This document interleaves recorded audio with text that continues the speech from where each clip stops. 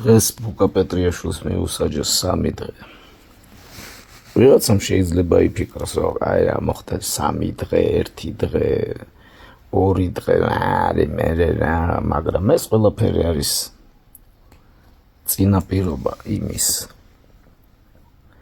რომ მერე სისხლის სამართლის საქმეები აღძრან და უფრო დიდი ხნით გამოკეტონ ციხეში მართალი ადამიანები.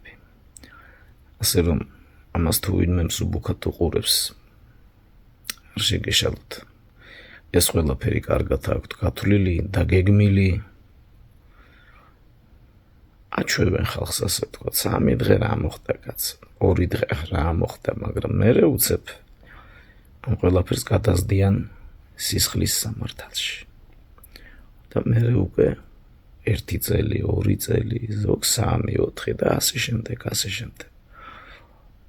ეს კარგად დაგეგმილი, გათვლილი სპეც ოპერაცია.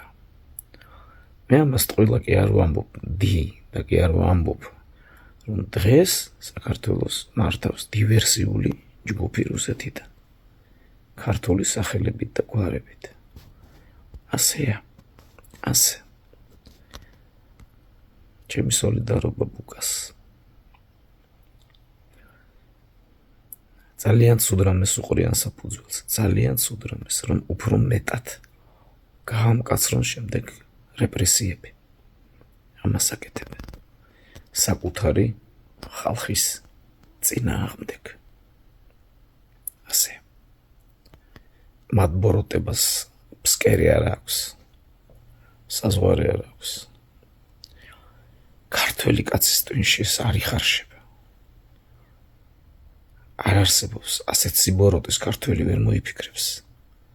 კრემლიდან, იქიდან იმართება ეს ყველაფერი, ეს პროცესები. რუსეთი საქართველოს პრესტიჟის გოლივით იტოვებს. დამარცხდება უკრაინაში ყველგან აკეთიკით, მაგრამ აი საქართველოსთან კი არ დამარცხდება, რომ თავისი სისხლის მსმელი ხალხი უმრავლესობა გააძღოს ამით.